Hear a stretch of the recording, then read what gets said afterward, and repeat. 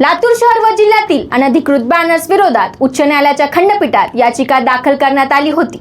त्यानुसार उच्च न्यायालयाने अनधिकृत बॅनर्स संदर्भात लातूर महानगरपालिका, पोलीस आणि महसूल विभागाला सक्त कारवाई करण्याचे आदेश दिले असून या संदर्भात न्यायालयाने काही सूचना देखील दिल्या आहेत। त्यानुसार लातूर शहरातील अनधिकृत बॅनर्स हटविण्यात आले असून अनधिकृत बॅनर्स विरोधात मोहीम हाती घेण्यात आली आहे।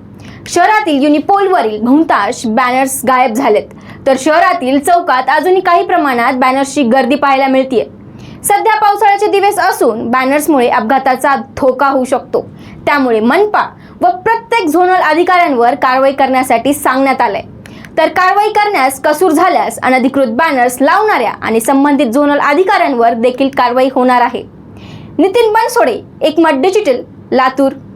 तसं बघायला गेलं तर हायकोर्टाचे निर्देश 31 जानेवारी 2017 पासून काटेकोरपणे निर्देश आपल्याला सर्वांनाच पाळावे लागतील व महानगरपालिकेने सुद्धा त्या नियमाचं पालन बंधनकारक आहे।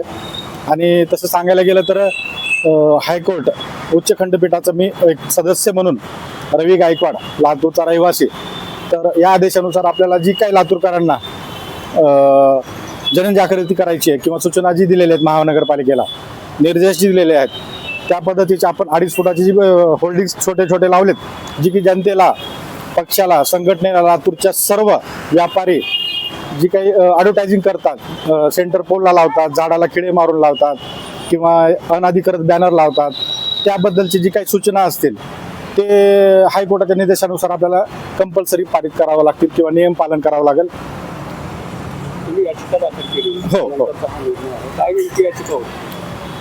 याचिका अशी आहे की सदरील जी काही पक्षी असतील, संघटना असतील, व्यापारी असतील, या लोकांनी जी काही सेंटर पोल असतील या ठिकाणी त्यांना म्हणजे बंधनकारक केलेलं आहे, नियमाचे पालन करावं लागेल। आणि अनुषंगाने आपण त्या हायकोर्टाच्या जे काही निर्देश आहेत त्यानुसार आपण महापालिकेला बजावून सांगितलेलं आहे की बाबा सर्व लोकांनी या गोष्टीची दक्षता घ्यावी लागेल की अनधिकृत बॅनर नसावे, व्यापारी लोकांचे बॅनर नसावे, ॲडव्हर्टायझिंग अनलिगल पद्धतीने लावतात, बॅनरिंग लावतात, होल्डिंग लावतात, त्या पद्धतीने आपण त्यांच्यावर निर्देश आणायचा प्रयत्न करतोय आणि कायमस्वरूपी ती करावंच लागेल।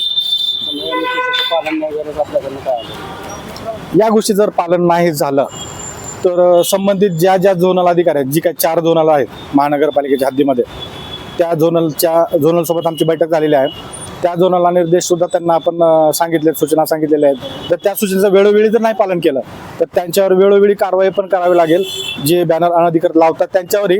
आणि जो अधिकारी काम करत नाही त्या अधिकाऱ्यांवर सुद्धा आम्ही बंधनकारक आहेत की त्यांच्यावर सुद्धा गुन्हे दाखल करणार आहोत, खटले दाखल करणार किंवा त्यांचं सस्पेंड ऑर्डर सुद्धा काढणार आहोत।